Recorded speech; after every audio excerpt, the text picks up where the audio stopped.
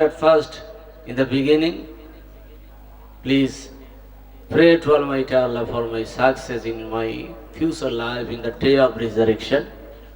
আমরা আখিরাতের জীবনটা সুন্দর করতে চাই।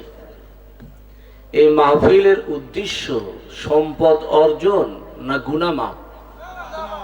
গুনাহ মাপের জন্য আজকের এই প্রোগ্রাম। গুনাহ মাপ হয়েছে? আপনারা একটু কষ্ট করে বসবেন, উপরে বসেন না নিচে বসেন। আর মামুন ভাই যখন বললেন তখন আমার জহির ভাইয়ের চেহারাটা ভেসে উঠল। ঠিক আছে, একদিন কষ্ট করি। কালকে আমার বছর আপনার ভদ্রগাছা অনেক ওয়াজ আমি আগে করেছি, এখন সুযোগ হয় না। সারা দেশে প্রচুর প্রোগ্রাম।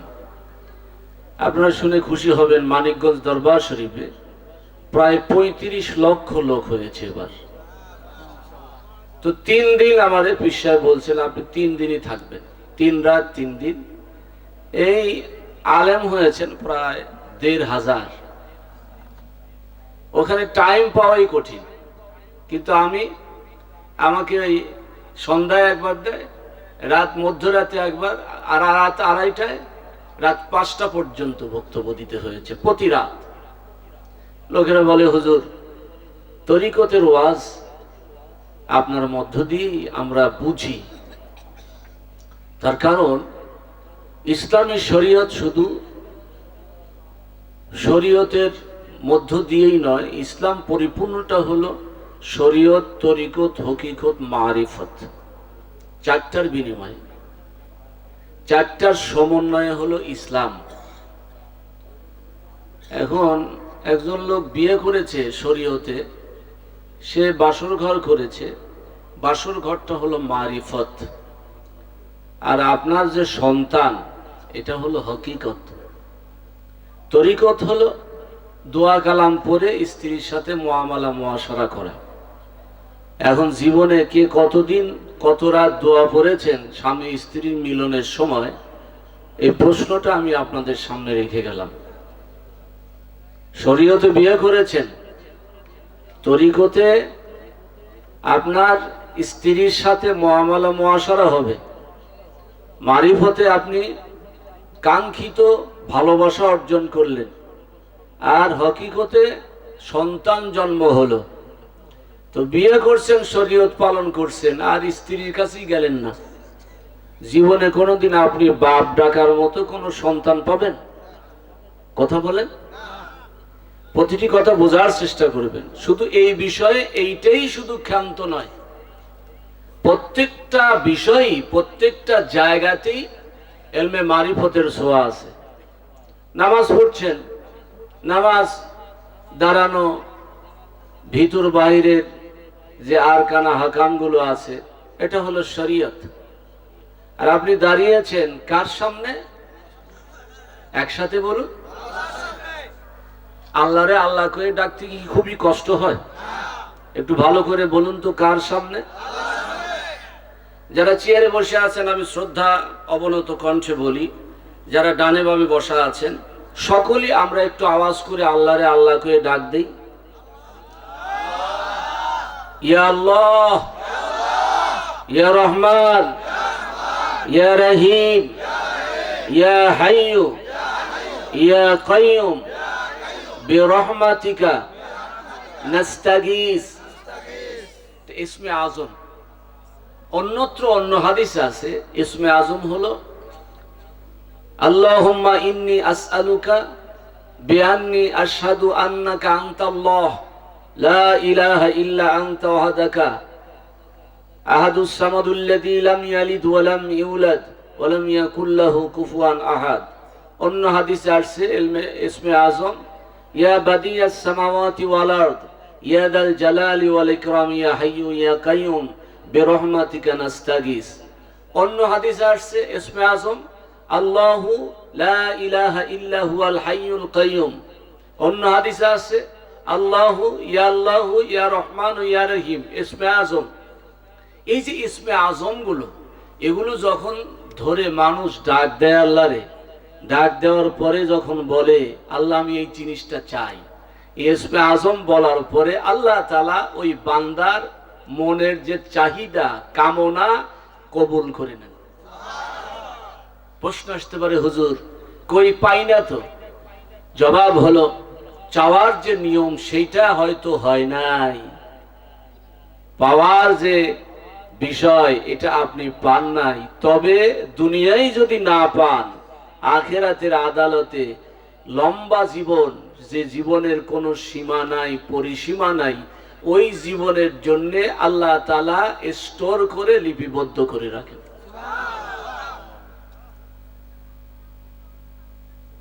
জিন্দেগি তো খুব অল্প দিনের, life is short but art is long. জীবনটা সংক্ষিপ্ত, কিন্তু আপনার কর্মময় জীবনটা এটা হবে খুবই লম্বা। যারা আমার ওয়াজ শুনছেন, সর্বদলীয় সকল শ্রেণী পেশার ভাই বোনদেরকে বলি, বর্তমানে বাংলাদেশের কি অবস্থা আপনারা জানেন। আমি বিনীতভাবে বলি, প্রত্যেককেই নিজের জায়গায় এক একজন রাজা। কুল্লুকুম রাইন ওয়া কুল্লুকুম মাসউলুন আন রায়াতিহি। তোমরা প্রত্যেককেই এক একজনের জায়গায় তোমরা রাজা। এ রাজার রাজত্ব সম্পর্কে জিজ্ঞেস করা হবে। এ প্রেক্ষিতে বলি, যেহেতু দুনিয়া থাকবার জায়গা নয়, আল্লাহ রাব্বুল আলামিন বলেন আলহাকুমুত তাকাসুর হাত্তা যুরতুমুল মাকাবির। প্রাচুর্য আর অহংকারের প্রতিযোগিতায় মানুষগুলো লিপ্ত, কিন্তু কিছুদিন পরেই তার মৃত্যু হবে। এখনই মৃত্যু হতে পারে, হাত্তা এমনকি যুরতুমুল মাকাবির, কবর পর্যন্ত পৌঁছে গেল, তাও তার হুঁশ ফিরল না। দুনিয়ার পানি হাতে নেন, মুঠের মধ্যে পানি নিয়ে বিটগড় বাজারটা ঘুরে আসেন, হাত খুলে দেন, হাত খুলে দেওয়ার পরে দেখবেন হাতের মধ্যে পানি নাই। পৃথিবীর কে আপনার হাত থেকে পানিটা সরিয়ে নিয়েছে? মনের অজান্তে আঙ্গুলের কর্নার দিয়া পাশ দিয়ে বের হয়ে গেছে। তাকায় দেখেন আপনার জীবনটা। কতদিন আগে এসেছি, কত মানুষের চেহারার মধ্যে দেখেছি সাদা চুলগুলো কালো ছিল, আজ সাদা হয়ে গেছে, গায়ের চামড়াগুলো ঢিলা। আল্লাহ তাআলা বলেন ওয়াইলুল লিকুল্লি হুমাযাতিল লুমাযা আল্লাযী জামাআ মালান ওয়া আদ্দাদা। কিছু মানুষ এমন আছে টাকা অর্জন করে আর খালি গনে। ইয়াহসাবু, সে ধারণা করে, আন্না মালাহু, তার সম্পদটা, আখলাদা, তাকে চিরস্থায়ী দুনিয়ায় বসবাস করাবে, কিন্তু না। হাত্তা যুরতুমুল মাকাবির, তুমি কবর পর্যন্ত পৌঁছে যাচ্ছ, তাও তোমার হিসাব কিতাব নাই। মুসলমানের তো বৃদ্ধ অবস্থা যত হবে তত তার চেহারার মধ্যে নূর চমকানো দরকার ছিল, কিন্তু আমাদের চেহারার মধ্যে নূর কই? মুসলমান তো আমরা কি কাজ আমরা করলাম? ওগো মুসলমান, আগে তুমি ঠিক করো ঈমান। লক্ষ টাকার কোরবানি দিয়া সেই কোরবানি ফিরিজে থুয়া, লক্ষ টাকার কোরবানি দিয়া সেই কোরবানি ফিরিজে থুয়া, খাও তুমি বছর ভরিয়া, কেমন তুমি মুসলমান? আগে তুমি ঠিক করো ঈমান। ও মুসলমান, আগে তুমি ঠিক করো ঈমান। মুসলমান কোরবানি দিয়া ফিরিজে থই কি থই না? আপনারা থন সবাই কয় জি জি, দেখছেন? হ্যাঁ, সত্য কথাই তো বলছে, লজ্জাও নেই। সত্য কথা কেমনে স্বীকার করে?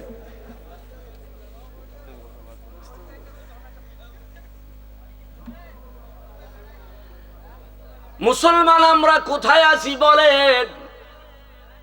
গতকালকে ওয়াজ ছিল মানিকগঞ্জ। এক লোক হুজুর, গত কোরবানির ঈদের গোশত এই কোরবানি পর্যন্ত আমি খাইছিলাম, তাহলে আমার উপায় কি? আমি বলেছি তুমি তওবা করো। তো তওবা করলে কি গুনাহ মাফ হয়? প্রশ্ন করি, বলুন, তওবা করলে কি গুনাহ মাফ হয়? সব গুনাহ? হ্যাঁ, কথা কন। তওবা করলে কি সব গুনাহ মাফ হয়? হ্যাঁ, কি ছাড়া? হ্যাঁ হ্যাঁ, কিন্তু তোমার মাথায় টুপি থাকা দরকার ছিল। আরে কি চমৎকার একটা কথা বলছে। এক বান্দা গুনাহ করছে, এটা হলো মুসলিম শরীফের 6879 নম্বর হাদিস। যারা মুসলিম শরীফ বাংলা অনুবাদ পড়া জানেন তারা দেখবেন 6879 নম্বর এই হাদিসটায় এটা হাদ্দাসানা মুহাম্মদ ইবনুল আলা ক্বালা হাদ্দাসানা হাম্মাদুন ক্বালা হাদ্দাসানা শুবা ক্বালা হাদ্দাসানা আমর আন ইউনুসা ক্বালা হাদ্দাসানা হাম্মাদ ইবনু কাসিব আল-মাদানী ক্বালা হাদ্দাসানি আনাস ইবনু মালিক ওয়া হুয়া আম্মুহু قال النبي صلى الله عليه وسلم بما يحكي عن ربي عز وجل। এটা হলো আমি সনদ বললাম, এখন মতন বলতেছি। আজনাবা আব্দুন জামবান ফাকালা আল্লাহুম্মা গফিরলি জামবি قال الله تعالى আয় قالت فتبارك وتعالى আজনাবা আব্দুন فقال فعلم أن له ربا يغفر الذنب ويأخذ بالذنب। হযরত আনাস বিন মালিক থেকে হাদিসটি বর্ণিত। তিনি বলেন যে এক ব্যক্তি পাপ করলো, পাপ করে এসে আল্লাহকে বলতেছে আল্লাহুম্মা গফিরলি জামবি, হে আল্লাহ আমার গুনাহ মাফ করে দাও। আমরা পাপ করি না? পাপ করার সময় কিন্তু মনে থাকে না, কিন্তু অন্য সময় কিন্তু ঠিকই পাপের কথা মনে হয়। এমন লোক আছে না নাই? আমরা আছি না নাই? আমরা পাপ করি, কিছু সময় পরে পাপের কথা মনে হয়, কেন এই কাজটা করলাম। এটা হলো মধ্যম শ্রেণীর মানুষ। আর কিছু মানুষ আছে যারা পাপ করে কখনো তওবা করে না। টাঙ্গাইলে একটা ওয়াজে এই পাপ তওবা নিয়ে কথা বলতেছিলাম। এক লোক কয় কিসের তওবা, আমি তো পাপই করি নাই। তাকে দেখি মুখের মধ্যে দাড়ি নাই, বলেন ওর সাথে আমি তর্ক করব? আমি বলছি যাক, আপনি যে পাপ করেন নাই তা একজন নিষ্পাপ মানুষ নিয়ে আমরা হাত তুলব। পাশে এক লোক করছে যে বদের বদ। চিন্তা করছেন, ওর এলাকার লোক কয় যে বদের বদ, আর ও কয় পাপ করে নাই। তো মানুষের কাছে পাপি। বদ মানে কি? বদ মানে কি লোকটা ভালো না মন্দ? আপনি কিছু মনে নিয়েন না, দাঁড়িয়ে কথা কইছি, হয়তো ভাবতে পারেন যে ওদের আপনাকে ইঙ্গিত করে। না, আমি এগুলো করি না। তার কারণ আমার ওয়াজে এমনি লোকেরা, কালকের ওয়াজে প্রায় মঞ্চে এর অর্ধেক লোক মঞ্চে বসা ছিল। আর এই এলাকায় ওয়াজের একটা ভিন্ন স্টাইল হয়। স্টাইল হলো যে যেমন সুর দিয়া বক্তব্য দিতে পারবে, যত সুর তত শ্রোতা। তো আমি তো সুর টুর ওই রকম নাই, তারপরেও আপনাদের আমি খুব ভালোবাসি। আপনাদের মধ্যে যে ভালোবাসা আন্তরিকতা আছে, বিশেষ করে ইনামুল হক কুতুবীর পিতা মাওলানা ইলিয়াস সাহেব আমাকে ছেলের মতো জানেন, এবং কুতুবী ভাই বলেন যে ভাই আপনি আমার ভাই। আমি ওনাদের খুবই রেসপেক্ট করি, ওনারাও আমাকে নিজের ভাই, নিজের সন্তান হিসেবে আমাকে মনে করেন। এটা আমি আসার সময় ওখানে একটু দোয়া করে আসলাম। এটা হলো ভালোবাসা। ভালোবাসা ছাড়া আপনি নবীও পাবেন না, আল্লাহও পাবেন না। প্রতি কথা বোঝার চেষ্টা করবেন। আমি কিন্তু না খেয়ে না দিয়ে আপনাদের প্রোগ্রামে উঠে পড়েছি। রাস্তায় 2 ঘন্টা ছিল জ্যাম, 9টায় আসার কথা, পৌঁছার কথা, কিন্তু কি করব। এখন নিয়তের খুলুসিয়াত ছাড়া কিন্তু আল্লাহ পাওয়া যাবে না, নবীও পাওয়া যাবে না। নবী আল্লাহ পাওয়ার জন্য নিয়তের খুলুসিয়াতের দরকার। বান্দা যখন বলল আল্লাহুম্মা গফিরলি যামবি ক্বালা তাবারাকা ওয়া তাআলা, বান্দা যখন বলল আল্লাহ তুমি আমারে মাফ করে দাও আমার গুনাহ, আল্লাহ তাআলা ডাক দিয়ে বলেন ফেরেশতারা, আযনাবা আবদুন, এক বান্দা পাপ করেছে, ফালিমা আন্না লাহু রাব্বা, পাপ করার পরে সে মনে মনে ভেবে নিয়েছে তার একজন রব আছে, আল্লাহ। ইয়াগফিরুয যুনবা, সেই রব তার গুনাহ মাফ করতে পারে বলে তার ধারণা। ওয়া ইয়াখুযু বিয-যামবি, সেই রব পাপের জন্য পাকড়াও করতে পারেন। এক হলো প্রথম নম্বর আশা, গুনাহ মাফ করতে পারেন সেই রব। আর একটা আশা হলো, ভয় হলো, এই গুনার জন্য আল্লাহ পাকড়াও করতে পারে। ফেরেশতারা কি করব? ফেরেশতারা বলে আল্লাহ আপনার ইচ্ছা। আল্লাহ বলেন ওই বান্দা যখন আমার কাছে গুনাহ মাফ চাইলো, আমি আল্লাহ তাআলা ওই বান্দার প্রতি খুশি হয়ে ওর জিন্দেগীর গুনাহ খাতা মাফ করে দিলাম। সুম্মা দা ফাজনাবা ফাকালা ইয়া রাব্বি গফিরলি যামবি, অতঃপর বান্দা আসলো আবার গুনাহ করলো, একই গুনাহ করার পরে আল্লাহ বলে আই আল্লাহ, হে আমার রব ইগফিরলি যামবি, আমার গুনাহটা মাফ করে দাও। গুনাহ করার পর আবার সে গুনার মাপ চাচ্ছে আল্লাহর কাছে। ফাকালা তাবারাকা ওয়া তাআলা, আল্লাহ রাব্বুল আলামিন বলেন আরে ফেরেশতা দেখো, ফালিমা আন্না লাহু রাব্বা, লোকটা জানে যে তার একজন রব আছে। ইয়াগফিরুয যামবা, ওই রব তার গুনাহ মাফ করতে পারে। ওয়া ইয়াখুযু বিয-যামবি, গুনার জন্য পাকড়াও করতে পারে, এই জন্য আমার কাছে মাপ চায়। ফেরেশতা লক্ষ কোটি, বলো তোমরা কি বলো? ফেরেশতারা বলেন আল্লাহ প্রথমবার পাপ করলো, মাফ করতে বলেছি, আমরাও সাক্ষ্য ছিলাম।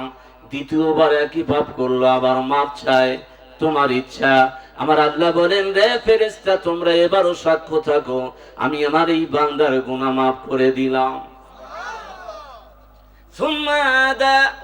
অতঃপর লোকটা সীমা লঙ্ঘন করলো। ফাকালা ইয়া রাব্বি গফিরলি যামবি, ও আমার রব গুনাহ মাফ করে দাও। ফাকালা তাবারাকা ওয়া তাআলা আবদি আযনাবা যামবান, এবার আল্লাহ বলেন আমার বান্দা গুনাহ করছে। এত সময় বলছে একজন বান্দা, আর এখন বলতেছে আবদি, আমার বান্দা আযনাবা যামবান, গুনাহ করছে। ফালিমা আন্না লাহু রাব্বা, আর সে ধারণা করেছে তার একজন রব আছে। ইয়াখুযু ইয়াগফিরুয যামবা ওয়া ইয়াখুযু বিয-যামবি, আল্লাহ গুনাহ মাফও করতে পারেন, আবার গুনার জন্য পাকড়াও করতে পারেন, এই বিশ্বাস যেহেতু আছে ফেরেশতারা আমি এবারও বান্দাকে মাফ করে দিই। কয়বার হলো? এইবার বান্দা সুম্মা দা ফাকালা ইয়া রাব্বি সুম্মা দা ফাজনাবা যামবান ফাকালা ইয়া রাব্বি গফিরলি যামবি, এবার বান্দা আবার একই ধরনের পাপ করলো। করার পরে বলে আয় রব্বি, হে আমার রব ইগফিরলি যামবি, আমার গুনাহ মাফ করে দাও। ফেরেশতাদের সাক্ষী রেখে আল্লাহ বলেন এখন কি করব? ফেরেশতারা কয় আল্লাহ এই লোকটা তো খুব খারাপ, একটু লজ্জা নাই, লিহাজ নাই। বলেন আপনার কাছে যদি কোনো লোক এরকম অপরাধ করে আসতো কি বলতেন? বেহায়া। ফেরেশতারা বলে লোকটা তো খুব খারাপ, আল্লাহ এ পাপ করে আর মাফ চায়। ফাকালা তাবারাকা ওয়া তাআলা আযনাবা আবদি, আমার বান্দা পাপ করছে, আর ফালিমা আন্না লাহু রাব্বা, সে জানে যে তার একজন স্রষ্টা আছে। ইমাল বিমা শিতা, তুমি যা খুশি করো। ফাকাদ গাফারতু লাকা, তোমার যতবার পাপ করেছো, যতবার তওবা করেছো, ততবার আমি আল্লাহ তোমারে মাফ করে দিলাম। আরো হাসতে বলেন সুবহানাল্লাহ। পাপ করবেন, মাফ করবে কে? একটু আওয়াজটা আসতে হলো না? পাপ করবেন, গুনাহ মাফ করবে কে? বুখারী শরীফের হাদিস 6307 নম্বর হাদিস বলবো। হাদাসানা আবুল ইয়ামানা قال اخبرنا شعيب قال اخبرنا ابو سلمة بن عبد الرحمن قال قال ابو هريرة رضي الله تعالى عنه سمعت رسول الله صلى الله عليه وسلم والذي نفسي بيدي إني لاستغفر الله في اليوم أكثر من 70 مرة। ও দুনিয়ার মানুষ শোনো, আমি রাসূল তোমাদের নবী, আমি প্রত্যেক দিন আস্তাগফিরুল্লাহ, আল্লাহর কাছে তওবা করি, ফিল ইয়াউমি, প্রত্যেক দিন, আকতার মিন 70 মাররা, 70 বারের বেশি। আমি রাসূল প্রত্যেক দিন 70 বারের বেশি তওবা করি। আপনি করেন কয়বার? আমি রাসূল 70 বারের বেশি তওবা করি। বুখারী শরীফের হাদিস, বাসায় গিয়ে অথবা নেট যদি থাকে সার্চ করেন, 6307 নম্বর হাদিস। সনদ বাদ দিয়ে শুধু মতন বলি, যেহেতু রাত গভীর হয়ে গেছে, গুনাহ মাফ পাওয়ার জন্য আমাদের প্রচেষ্টা করা দরকার আছে না নাই? আন আবি হুরায়রাতা আন আনাস ইবনে মালিক রাদিয়াল্লাহু তাআলা আনহু قال قال رسول الله صلى الله عليه وسلم لله أشد فرحا بتوبة عبده حين يتوب إليه من أحدكم كان على راحلته। কষ্ট হচ্ছে আপনাদের? এক ব্যক্তি যদি তওবা করে তাহলে আল্লাহ এত খুশি হয়, লাল্লাহু আশাদ্দু ফারহান, আল্লাহ এত বেশি খুশি হয় যদি বান্দা তওবা করে ইলাইহি, তার কাছে।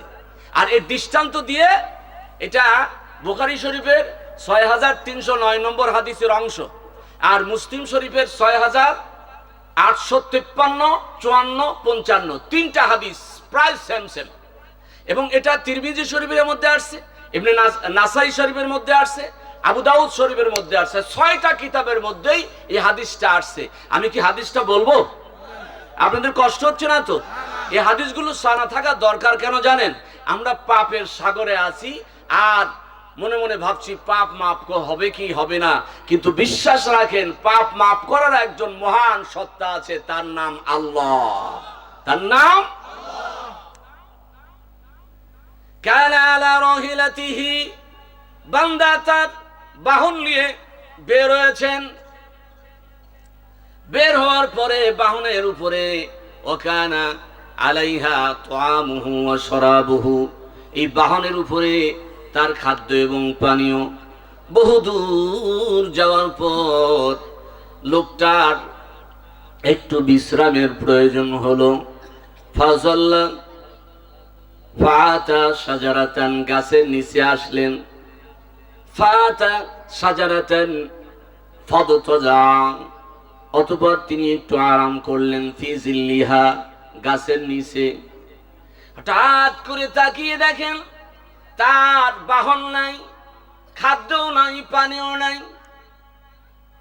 বিরাট বড় মরুভূমি এলাকা, বাঁচবে কেমনে? এখন তো আর উপায় নাই। লোকটা ভাবতেছি মরণ ছাড়া কোনো উপায় নাই। ডানে একটু খুঁজি, বামে একটু খুঁজি, সামনে একটু খুঁজি, পিছনে একটু খুঁজি। খোঁজ করার পর তার বাহন নাই। মরুভূমির মধ্যে কোনোদিন আপনারা গেছেন কিনা আমি জানি না। প্রচন্ড বালুকা মরুভূমির মধ্যে যখন কেউ যায়, তার সাথে বাহন থাকে, খাদ্য থাকে, পানীয় থাকে। 5 দিন 6 দিন 7 দিন ধরে বাহনের উপর যায়, উটের উপর যায়, ঘোড়ার উপর, গাধার উপর আরোহণ করে এক দেশ থেকে অন্য দেশে যায়। লোকটা মনে মনে ভাবছে আমার আর কোনো উপায় নাই। ফাইসা, হতাশ হয়ে গেল। ফাতা শাজারাতান, অতঃপর সে গাছের নিচে আসলো। ফাদতাজা ফি জিল্লিহা কদ আইসা মিন রাহিলাতিহি, সে তার এই বাহন সম্পর্কে হতাশ হয়ে গেল, আর কোনোদিন বাহনও পাবো না, আমারও মৃত্যু অবধারিত। কি আপু কি উপায় করবে, কি করবে এখন, কোন কাজ করবে, কোন দিকে যাবে? লোকটা বড় হতাশ, পয়সা হতাশ হয়ে গেছে। তারপরে হতাশ হয়ে চিন্তা করছে কি করব। গাছের নিচে বসার পরে লোকটা ঘুমিয়ে গেল।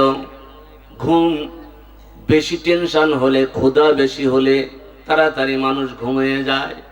অল্প ক্ষুধা অল্প টেনশন হলে ঘুম হয় না। অল্প শোকে কাতর, বেশি শোকে পাথর। মৃত্যু নিশ্চিত, আর কোনো উপায় নাই। বান্দা এখন চিন্তা করছে এখন কি করি। গাছের নিচে বসে থাকতে থাকতে একদম ঘুম থেকে হঠাৎ করে জাগ্রত হলেন।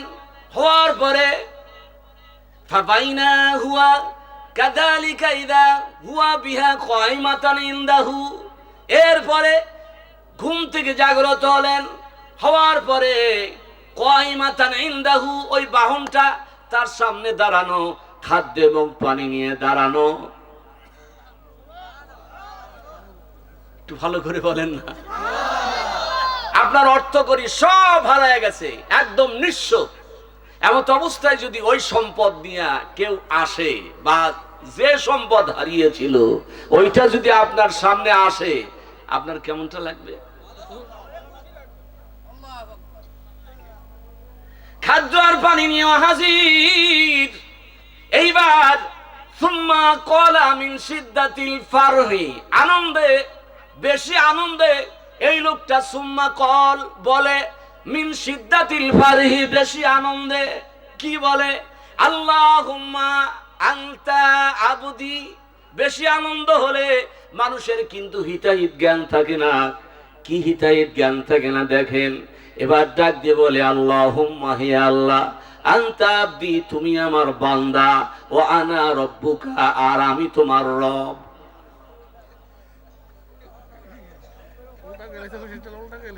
কি বলেন? এই বলেন সুবহানাল্লাহ, কইবেন না? একটু ভালো করে বলেন না সুবহানাল্লাহ।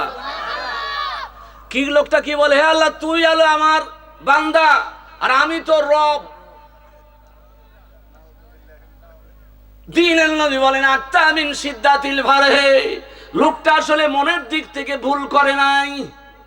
মনের দিক থেকে সে আল্লাহর কাছে শুকর করে বলতেছে, আল্লাহ তুমি এত দয়ালু, এত তোমার ইচ্ছা, দয়া, মায়া, তুমি আমার সম্পদ আবার ফিরে দিয়েছো। আর কি কব তোমার কাছে? তুমি আমার রব, আমি তোমার গোলাম। কিন্তু তা না কয় তুমি আমার গোলাম, আমি তোমার রব। চিন্তা করছেন কি ব্যাককলের ব্যাককল? আসলে কি ব্যাককল? আমার আল্লাহ বলেন, ও নবী জান, ওই বান্দা যে ভুল করছে এটাই আমার কাছে খুশি। একটু হাত তুলে বলেন আল্লাহু আকবার। একটু জোরে সোরে বলেন না আল্লাহু আকবার। আমি ওয়াজে গেছিলাম খুলনা।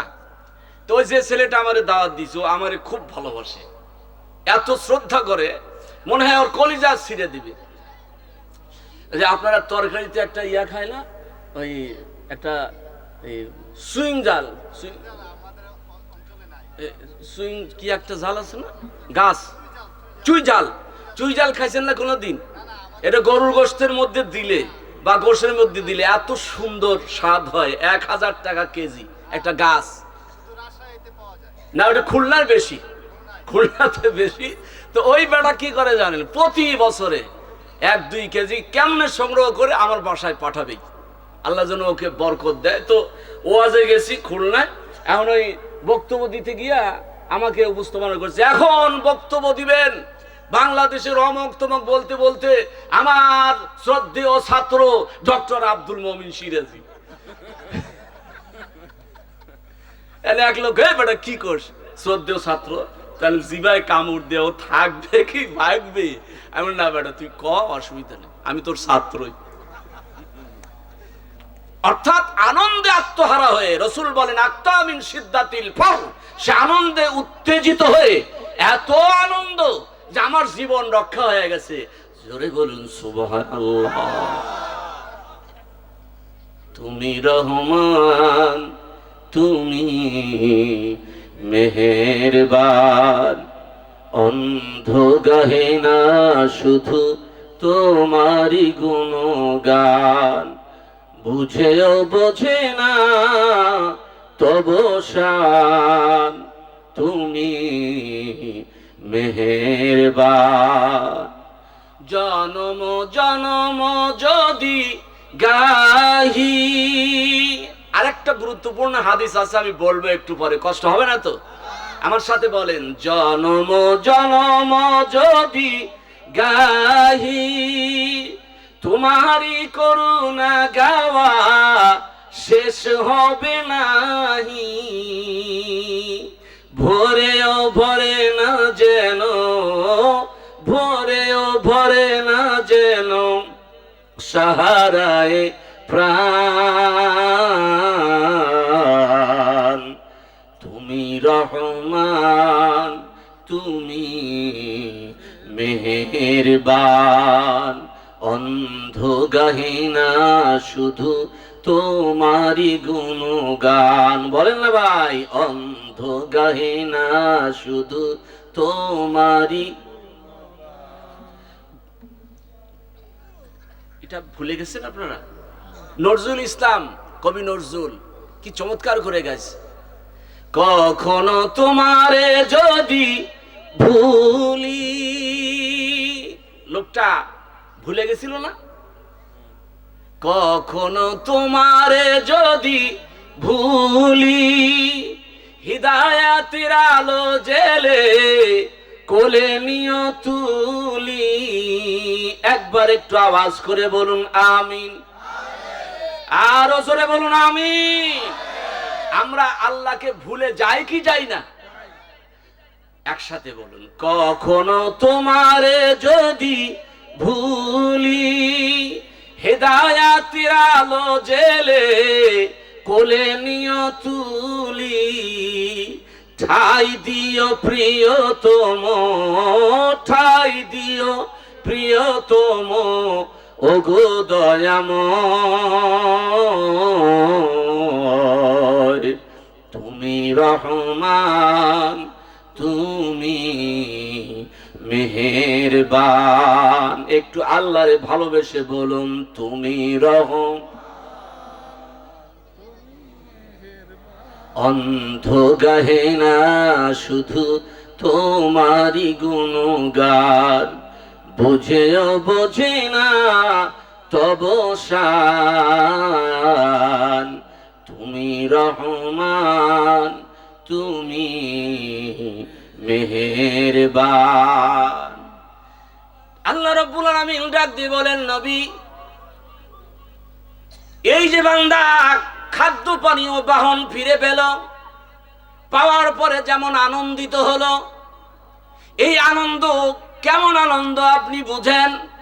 কোন বান্দা যদি তওবা করে আমার কাছে একটু হাত তুলে কান্দে, চোখের পানি ফেলে দেয় আর বলে, আল্লাহ নবীর ওসিলায় মাফ করে দাও, আমি আল্লাহ রাব্বুল আলামিন ওই বাহন সহ খাদ্য পানীয় হারানো ব্যক্তি পুনরায় ফিরে পাওয়ার পরে যেমন আনন্দিত হয়, আমি আল্লাহ বান্দা তওবা করার পরে ওই বান্দার চাইতেও বেশি খুশি হয়ে যায়। সুবহানাল্লাহ, আওয়াজ হয় নাই? আরো জোরে বলতে হবে নাকি? এই তওবার কথাকে শুনে খুশি না? এত বিপদগ্রস্ত একটা বান্দা বিপদ থেকে উদ্ধার হয়ে আল্লাহকে বান্দা বলে ডাকে, তাহলে বান্দা কত খুশি হয়েছে। আমার আল্লাহ বলেন, ওই বান্দার চাইতেও আমি বেশি খুশি হই বান্দা যখন তওবা করে। তওবার দরকার আছে না নাই? তওবা করছিলেন কে? আদম আলাইহিস সালাম। কি তওবা করলেন? সূরা 2 নম্বর পারার কোরআনুল কারীমের 2 নম্বর পারার 2 নম্বর সূরা 200 না, কোরআনুল কারীমের 8 নম্বর পারার 7 নম্বর সূরা 23 নম্বর আয়াত, রব্বানা যালামনা আনফুসানা। এই মুনাজাত আমরা সকলেই জানি কি জানি না? একটু বলি রব্বানা যালামনা।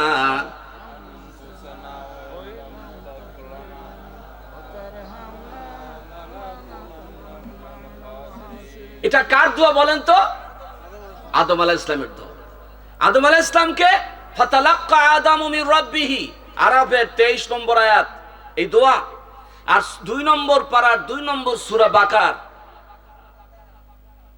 37 নম্বর আয়াত, ফাতালাক্কা আদামু মির রাব্বিহি কালিমাতিন ফাতাবা আলাইহি ইন্নাহু হুয়াত তাওয়াবুর রহিম। আল্লাহ রাব্বুল আলামিনের পক্ষ থেকে মিন কালিমাতিন, কিছু কালেমা আল্লাহ তাআলা দান করলেন আদম আলাইহিস সালামকে। ফাতাবা, ওই কালেমা দিয়া আল্লাহর কাছে তওবা করলেন। ফাতাবা আলাইহি, আল্লাহ তার তওবা কবুল করলেন। ইন্নাহু হুয়াত তাওয়াবুর রহিম, আর আল্লাহ হলেন তওবা গ্রহণকারী এবং দয়ালু। কেমন দয়ালু? আল্লাহ শিখিয়ে দিলেন। আল্লাহ কিন্তু আমাদের শিখিয়ে দিয়েছে, সব দোয়া শিখিয়ে দিয়েছে। কোন দোয়া শিখায় নাই? আমি ধীরে ধীরে বলি। আজকে এই আলোচনাটা আমি কেন জানি তওবা নিয়ে আলোচনা হচ্ছে, কষ্ট হচ্ছে না তো আপনাদের? আদম আলাইহিস সালাম কাঁদলেন, কান্দার পরে তার মনের মধ্যে একটা ভাব উদয় হলো, বেহেশতের মধ্যে একজনের নাম পড়ছিলাম আল্লাহ আপনার সাথে, মুহাম্মাদুর রাসূলুল্লাহ। ওই রাসূলুল্লাহর বরকতে কি আপনি আমারে maaf করবেন? আল্লাহ তখনই এই আয়াত অবতীর্ণ করলেন। কি আয়াত? তুমি বলো, রব্বানা যালামনা আনফুসানা ওয়া ইল্লাম তাগফির লানা ওয়া তারহামনা লানাকুনান্না মিনাল খাসিরিন। পড়ো এই দোয়া। ফাতালাক্কা আদামু মির রাব্বিহি কালিমাতিন ফাতাবা আলাইহি ইন্নাহু হুয়াত তাওয়াবুর রহিম। এই যে কোরআনের তাফসীর আমি পড়তেছি, ধীরে ধীরে আমি রাসূল পর্যন্ত নিয়ে যাব। ধৈর্য কি কুলাইবে? আল্লাহ তাআলা আসমান থেকে আয়াত অবতীর্ণ করলেন আদম আলাইহিস সালামের উপরে। আল্লাহ কিন্তু নবীদের উপরেও ওহী অবতীর্ণ করেছেন। একটা মৌমাছি, তার উপরে আল্লাহ ওহী অবতীর্ণ করেছেন। সেই মৌমাছির নাম অনুযায়ী একটা সূরা হয়েছে সূরাতুন নাহল, 16 নম্বর সূরা। 17 নম্বর সূরা হলো বনি ইসরাইল, 18 নম্বর সূরা হলো সূরা কাফ, 19 নম্বর সূরা হলো সূরা মারইয়াম, 20 নম্বর সূরা তাহা। এভাবে প্রত্যেকটা সূরার নামের বর্ণনা আছে। আমার আল্লাহ রাব্বুল আলামিন বলেন, আমি ওহী অবতীর্ণ করলাম নবী আপনার ওসিলা দিয়ে। যখন কাঁদলো আদম, তখনই আমি আল্লাহ তাকে মাপ পাওয়ার জন্য একটা দোয়া শিখাই দিলাম। ওসিলা হলেন আপনি নবী পয়গম্বরে দুজাহান মুহাম্মাদুর রাসূলুল্লাহ। নবীজি গো, আপনার মূল্য কত? আপনার জন্য আদম আলাইহিস সালাম মাপ পায়, আর আমরা নবী চিনি না। নবীকে কিভাবে করে দয়ার নবী, মায়ার নবীকে সম্বোধন করতে হবে আমরা বুঝি না। অথচ সাহাবায়ে কেরাম কেমন নবীর প্রেমে পাগল ছিলেন। শুধু বলছেন যুদ্ধে যাও, বাসরঘর ফালায় দিয়ে যুদ্ধে চলে যায়। জীবনের মায়া নাই, জীবনের কোনো তোয়াক্কা নাই। নবী বলেছেন যুদ্ধে যেতে হবে, চলো যাই। নবী আমার বললেন যায়েদ তুমি সেনাপতি। তারপরে বললেন ও আবু জাফর তুমি সেনাপতি। তারপরে বললেন আব্দুল্লাহ ইবনে রাওহা তুমি সেনাপতি, যুদ্ধে তোমরা চলে যাও। তিনজনই বুঝতে পারলেন যুদ্ধের ময়দানে আমরা তিনজনই শহীদ হয়ে যাব। যদি শহীদ না হইতাম তাহলে নবী তিনজনের নাম বলতেন না, একজনের নাম বলতেন। দয়ার নবী আল্লাহর পক্ষ থেকে সব গায়েবের খবর জানে কি জানে না? কার কার বিশ্বাস আছে?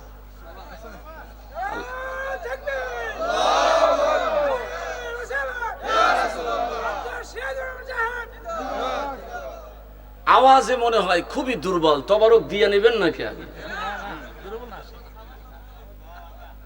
রাসূলুল্লাহ নূরের নবী, নূর থেকে ওহী নেন।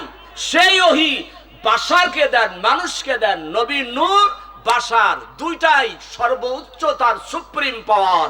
বুঝে থাকলে বলুন মারহাবা, আওয়াজ করে বলুন মারহাবা।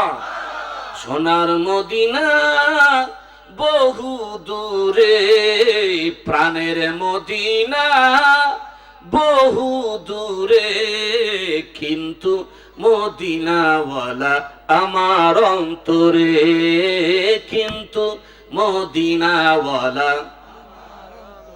আওয়াজ হয় না কেন? সোনার মদিনা বহু দূরে, প্রাণের মদিনা। হাত উঁচু করে বলেন সোনার মদিনা বহু দূরে, কিন্তু মদিনাওয়ালা আমার অন্তরে, কিন্তু মদিনাওয়ালা আমার অন্তরে।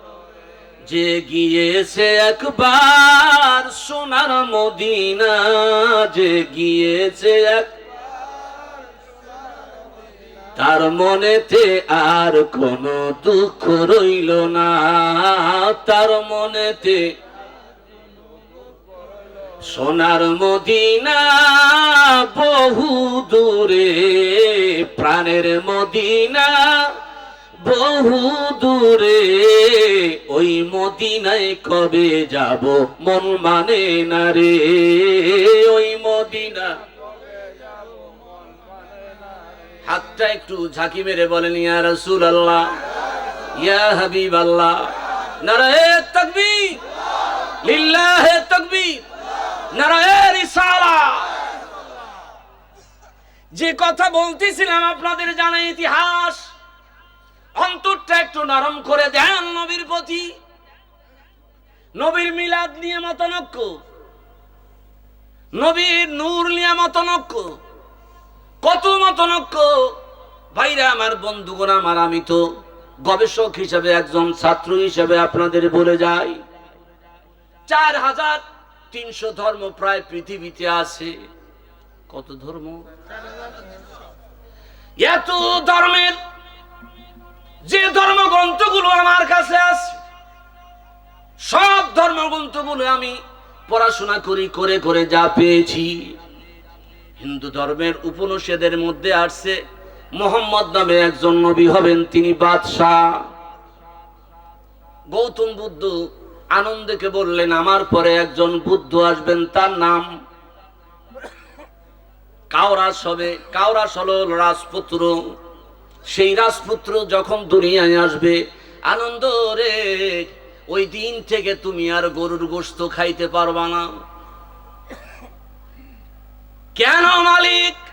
ও পিত, কেন খাইতে পারবো না? আনন্দের প্রতি গৌতম বুদ্ধ তাকে ডাক দিয়ে বলেন, যেহেতু তিনি গরুর গোশত বেশি পছন্দ করবেন, যেহেতু তিনি বাদশাহ, বাদশাহ যেটা পছন্দ করে এটা প্রজাদের জন্য বৈধ নয়, প্রজাদের জন্য তেমন যেন হাতটা না দেওয়া হয়। আনন্দ রে, আমার পরে যে বুদ্ধ আসবেন, ওই সময় যদি তুমি জীবিত থাকো, তুমি ওই বুদ্ধ যখন গরুর গোশত পান খাবেন এবং তিনি বেশি বেশি লাউ খাবেন, আর এই খাবার দুইটা তুমি যেন খেও না, খেলে কিন্তু বেয়াদবি হবে। কেমন করে নবীকে তারা ভক্তি শ্রদ্ধা করে গিয়েছেন। বৌদ্ধ ধর্মের গৌতম বুদ্ধ, হিন্দু ধর্মের শ্রীকৃষ্ণ বলেছেন রাজপুত্র আসবেন, একজন কৃষ্ণ আসবেন, তিনি ঘোড়ার পৃষ্ঠে আরোহণ করবেন, গাধার পৃষ্ঠে আরোহণ করবেন, উষ্টির পৃষ্ঠে আরোহণ করবেন। রে আমার অনুসারীরা, তোমরা তিনি যখন উট, দুম্বা, ঘোড়া, গাধা, ছাগল, ভেড়া, বকরি তিনি যখন পরিচালনা করবেন, সুতরাং এর গোশগুলো তোমরা খেও না, এটা খাইলে তোমাদের জন্য বেয়াদবি হবে। বুঝে থাকলে বলুন, তারাও নবীকে সম্মান ইজ্জত করেছেন কি করেন নাই? আর আমরা মুসলমান, নবীর ইজ্জত সম্মান বাড়াইতে আমাদের কার্পণ্য। তিনি মানুষ, আমিও মানুষ, তিনি মরে গেছেন। কয়েকদিন আগে ইউটিউবের মধ্যে মারামারি, আমাকে বলছে ওই রাজশাহীর এলাকায় যেতে হবে, বাহাস।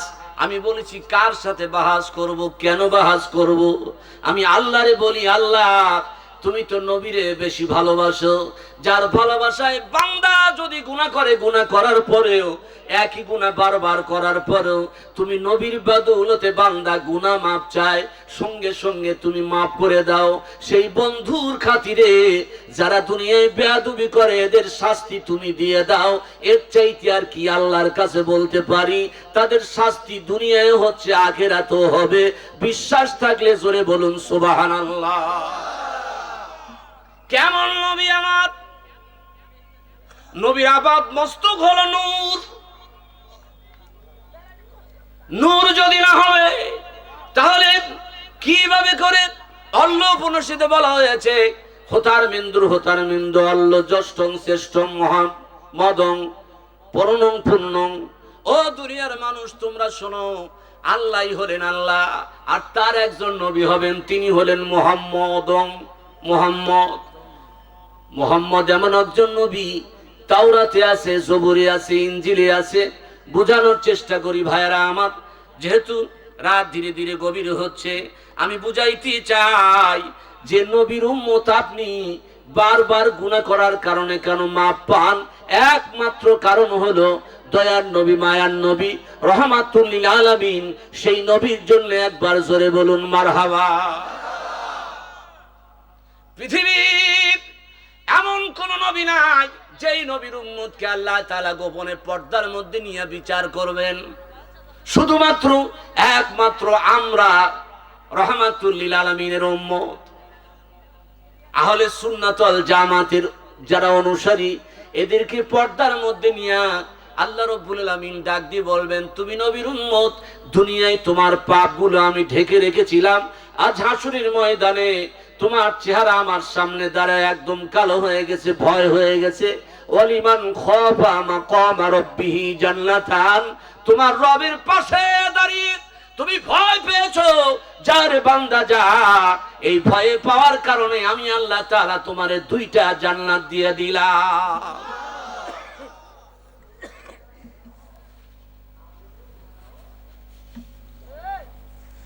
দুনিয়ার কোন মানুষকে আগুনে পোড়ায় দেয় মরার পরে, আছে না নাই?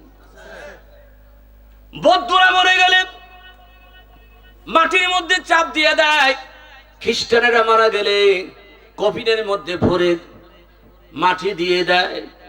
হিন্দু মলে শ্মশানে, খ্রিস্টান মলে কফিনে, মুসলমানের কবরেতে ঠাই ভাইরে, গৌরব করার নাই রে কিছু নাই ভাইরে, গৌরব করার নাই রে কিছু নাই। কিসের গৌরব করবেন?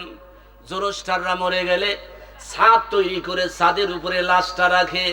তুমি আমি মুসলমান, নবীর উম্মত, তুমি আমি মরে গেলে, মুসলমান মরে গেলে না শ্মশানে পোড়ায়, না কফিনে দেয়, না ছাদ তৈরি করে, না পানিতে ভাসায় দেয়। মুসলমান মরে গেলে কত যত্ন করে মাটির মধ্যে দিয়ে বুকের উপর হাত দিয়ে বলে বিসমিল্লাহি ওয়া বিল্লাহি ওয়া ফি সাবিলিল্লাহি ওয়া আলা মিল্লাতি রাসূলিল্লাহি। জোরে জোরে বলুন সুবহানাল্লাহ। কই এমন সুন্দর দৃষ্টান্ত পৃথিবীর অন্য কোন ধর্মে তো আমি দেখলাম না। 4300 ধর্ম প্রায় পৃথিবীতে, এত নামি দামি এত সংখ্যাধিক্য মানুষগুলো, আমাদের মুসলমানের প্রতি কত তাদের সম্মান আর ইজ্জত। ঢোল বাড়াইতেছে কেরানীগঞ্জে, সেদিন ঢোল বাড়ায় গান গায় কত জোরে জোরে। এমত অবস্থায় আমি আজানের আওয়াজ শুনি, আজানের আওয়াজ কানে শুনলাম, ড্রাইভারকে বললাম একটু দাঁড়াও দেখি কি হয়। ড্রাইভার গাড়ি থামানোর পর ওই হিন্দুদের ঢোল বাজনা সব বন্ধ হয়ে গেল, কারণ মুসলমানের মসজিদে আজান। অন্যরা মুসলমানকে ইজ্জত করলো, আজানের ইজ্জত করলো, আর তুমি আজানের ইজ্জত করলা না। তুমি বলো আমিও যেমন মানুষ, মুহাম্মদ সাল্লাল্লাহু আলাইহি ওয়াসাল্লাম বলুন তিনিও আমাদের মতো মানুষ। প্রশ্ন করা হয়েছে রওজার মধ্যে রাসূল জীবিত না মৃত? কয় রওজা আবার কিসের, ওটা তো কবর। হাদিস শরীফের মধ্যে রাওযাতুম মির রিয়াজিল জান্নাত বলা হয়েছে। আর তারা বলে ওটা কবর, আমরা বলি জান্নাতের একটা টুকরো। আমার দিকে তাকান, আমরা যে দরুদ শরীফ পড়ি, আল্লাহুম্মা সাল্লি আলা,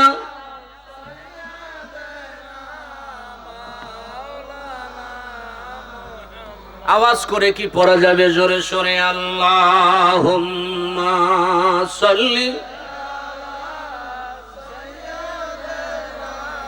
মাওলানা মুহাম্মদ ওয়া আলা আলি সাইয়্যিদিনা।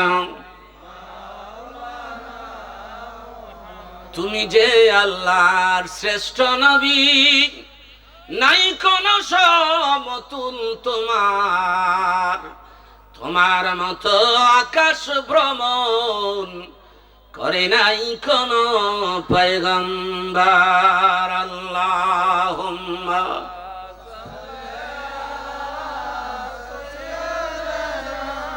মাওলানা মুহাম্মদ ওয়া আলা আলি সাইয়্যিদিনা।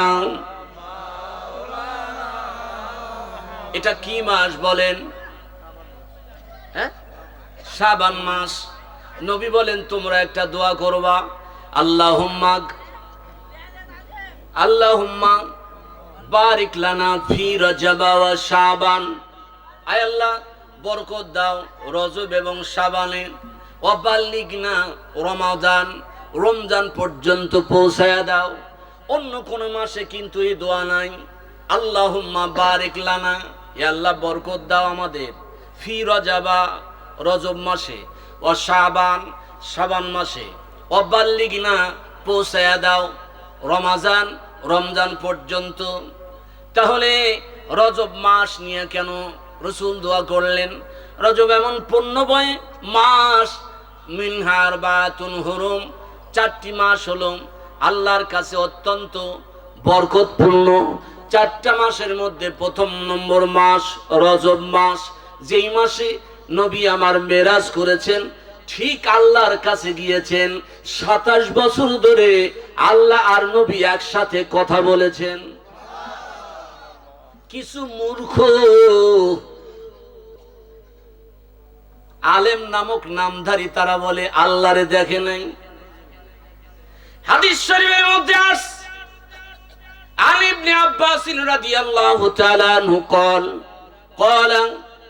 رسول الله صلى الله عليه وسلم رأيت ربا, আমি আমার রবকে দেখেছি এবং প্রাণ ভরে দেখেছি। ثم دنا فتدلى فكان قاب قوسين أو أدنى।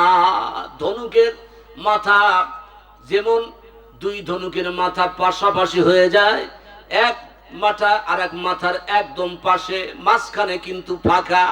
দুইজন এত কাছে গিয়ে কথা বলেছেন, কানে কানে কথা বলেছেন। কানে কানে কথা বললে কি দেখা যায় না? কথা কোন? কানে কানে কথা বললে কি দেখা যায়? আল্লাহর কোরআনে বললে, আর তারা বলে রাসূল আল্লাহরে দেখে নাই।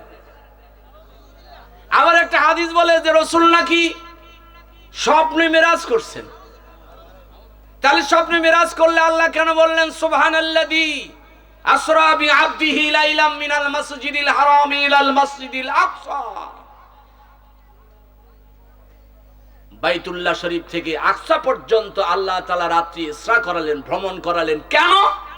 তাহলে তো স্বপ্নে বলতেন যে ওনাকে আমি স্বপ্ন দেখাইছি, লিনুরিয়াহু মিন আয়াতিনা, তার নিদর্শন দেখানোর জন্য। তাহলে তো আল্লাহ বলতেন যে আমি তাকে স্বপ্নে দেখাইছি, স্বপ্নে ভ্রমণ করিয়েছি।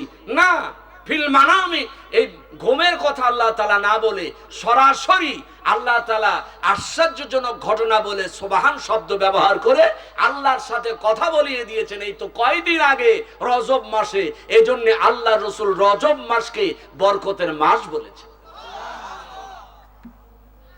শাবান মাস এমন একটা রাত আছে, লাইলাতুন নিসফি মিন শাবান, শাবান মাসের মধ্যবর্তী রাত, যেই রাত্রিতে বান্দা যদি আল্লাহর কাছে যা চায় আল্লাহ বলেন আমি তাই দিলাম। ফি কুল্লি লাইলাতিন আনজালাল্লাহু তাআলা মিনাস সামাই হিনা ইয়াবকা সুলুসাল লাইলিল আখির। প্রত্যেক রাতে আল্লাহ রাব্বুল আলামিন শেষের 3 ভাগের 1 ভাগের রাত্রিতে অবতরণ করেন দুনিয়ার আসমানে। প্রতি রাত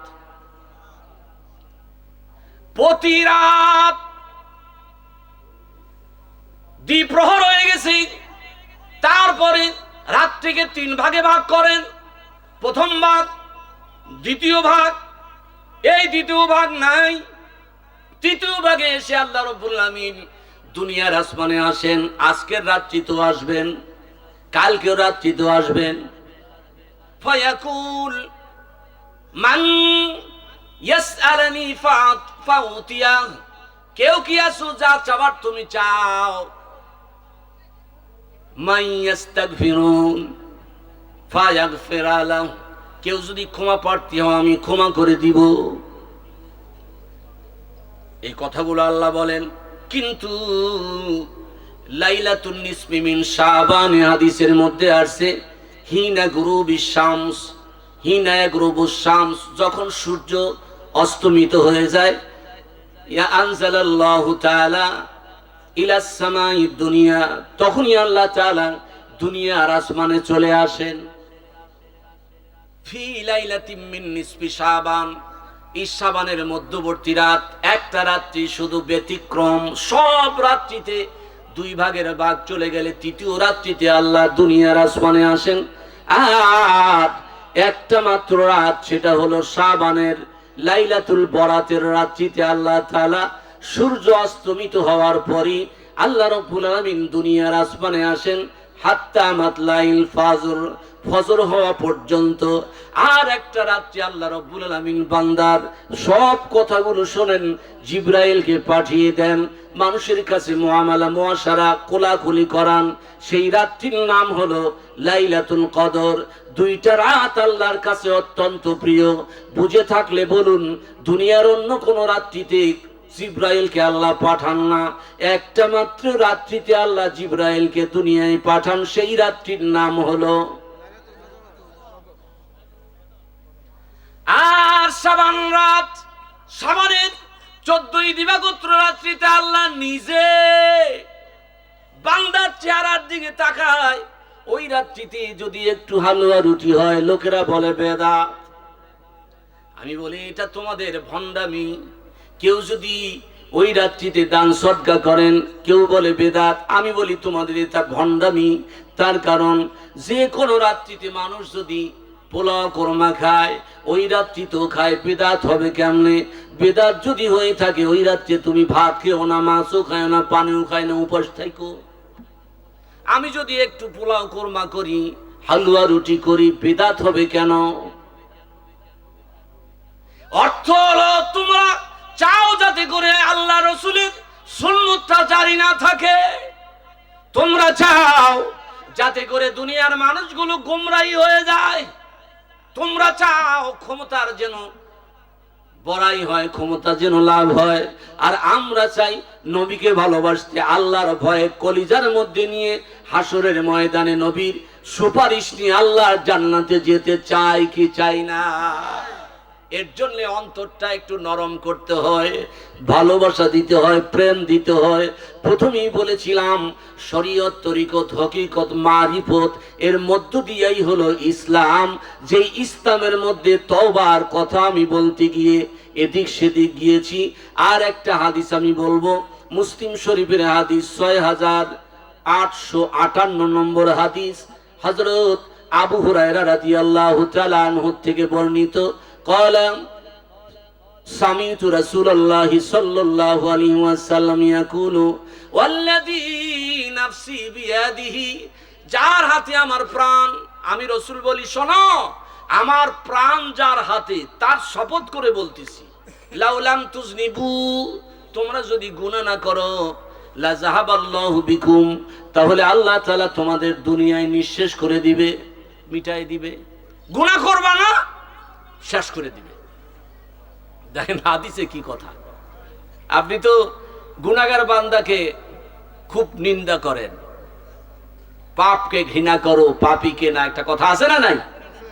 তুমি পাপকে ঘৃণা করো, কিন্তু নবী বলেন কোন জাতি, কোন মানুষ, লাউলাম তুসনিবু, আমার দিকে তাকান, তোমরা যদি গুনাহ না করো, কি বললাম বলুন তো, তোমরা যদি গুনাহ না করো, লা যাহাবাল্লাহু বিকুম, তাহলে তোমাদেরকে আল্লাহ শেষ করে দিবেন, ওয়ালা জাআ বিকওমিন, আর তোমাদের পরিবর্তে একটা জাতিকে আল্লাহ তাআলা নিয়ে আসবে। এটা হাদিস শরীফ, হাদিসের নম্বর কিন্তু আমি আপনাদের বলছি, মুসলিম শরীফ 6858 নম্বর হাদিস। আমি সনদ বলতেছি না যে আপনাদের টাইমের হেরফের হবে, যেহেতু 11:30 পর্যন্ত, খুব টাইম দ্রুত কেটে যাচ্ছে, আর কয় মিনিট আছে। আপনারা কি ধৈর্য ধরে আমার দিকে তাকাবেন? হাত তুলে বলুন তো আল্লাহু আকবার, আওয়াজ করে বলুন তো আল্লাহু আকবার। এবার আল্লাহ রসুল কি বলেন, তোমরা যদি গুনাহ না করো তাহলে, এই আমার দিকে তাকান, রসুল কি বলেন? আল্লাহর কথা রসুল্লাহ বলতেছেন। হ্যাঁ নবী, আল্লাহ বলছেন নবী আপনি বলে দেন, তোমরা যদি গুনাহ না করতে তাহলে তোমাদের শেষ করে দিতাম, ওলা যা বিকওমিন, তোমাদের শেষ করে আর একটা জাতি আমি নিয়ে আসতাম, ফায়াজনিবু সুম্মা ইউজনিবুন, তারা গুনাহ করত, ফায়াস্তাগফিরুন, আর আল্লাহর কাছে মাপ চাইতো, ফায়াগফিরু লাহুম, আর আল্লাহ সঙ্গে সঙ্গে তারে মাফ করে দিতেন। তাহলে গুনাহ করলে শর্ত কি মাফ চাওয়ার জন্য?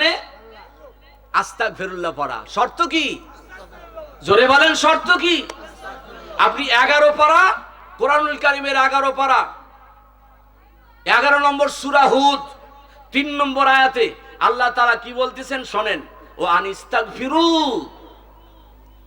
আনিস্তাগফিরু রাব্বাকুম সুম্মা তুবু ইলাইহি ইউমাত্তিউকুম মাতাআন হাসানান ইলা আজালিন মুসাম্মা ওয়া ইউতি কুল্লা দি ফাদলিন ফাদলা।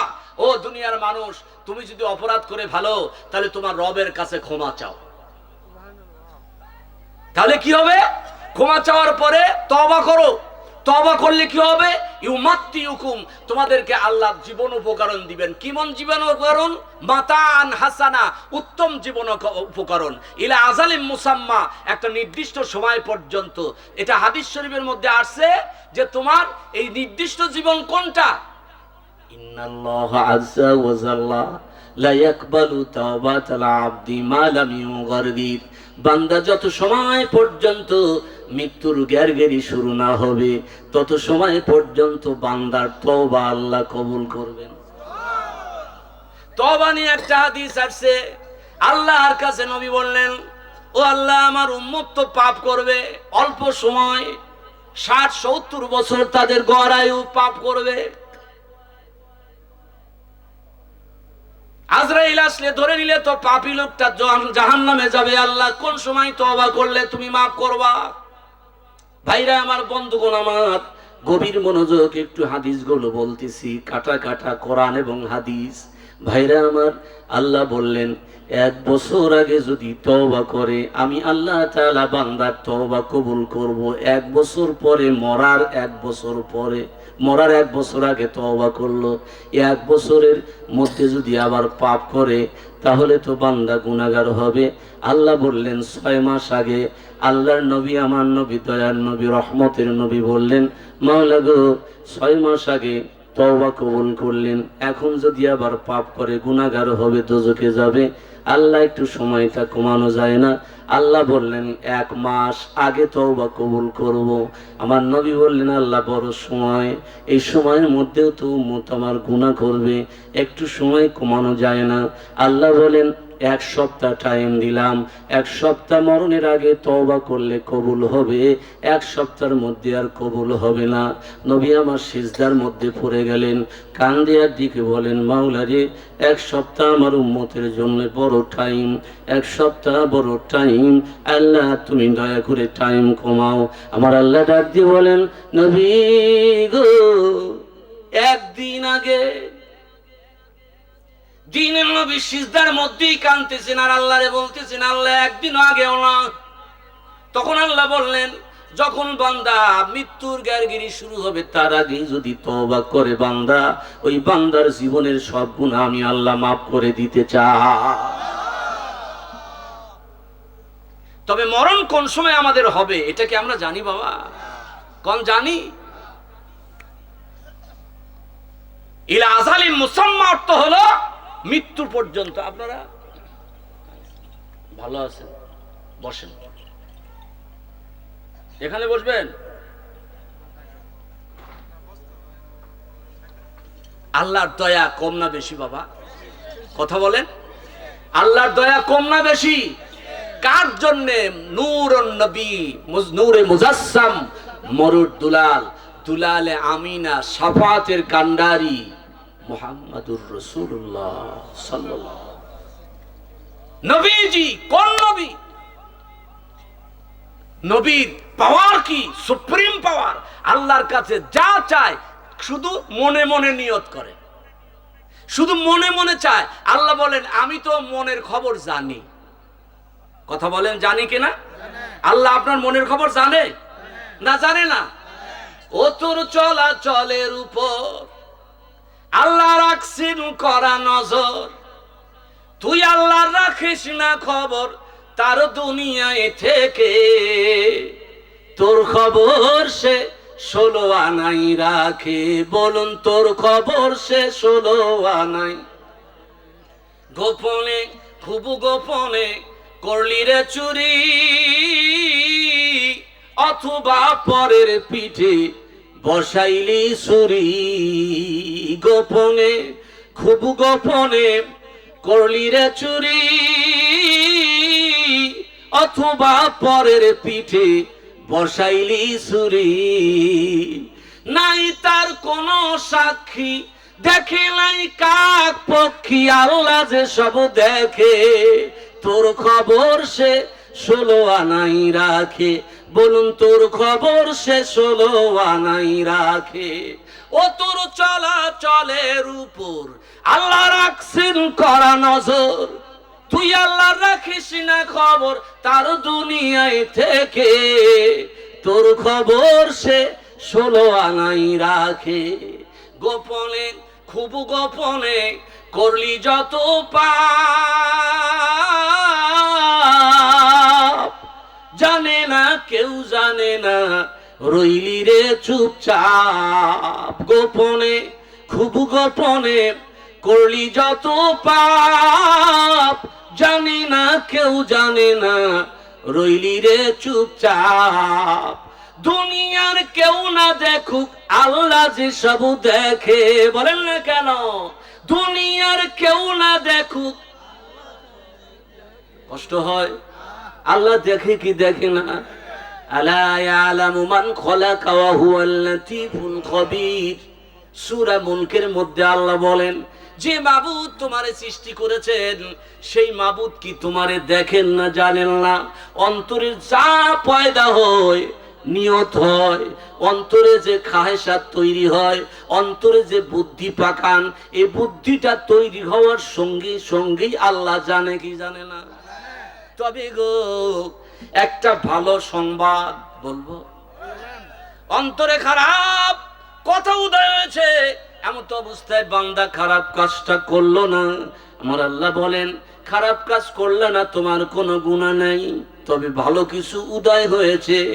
এখানে ওয়াজ শুনবো, ফজরের নামাজ জামাতে পড়বো, কিন্তু জামাতে পড়তে পারেন নাই ফজরের নামাজ।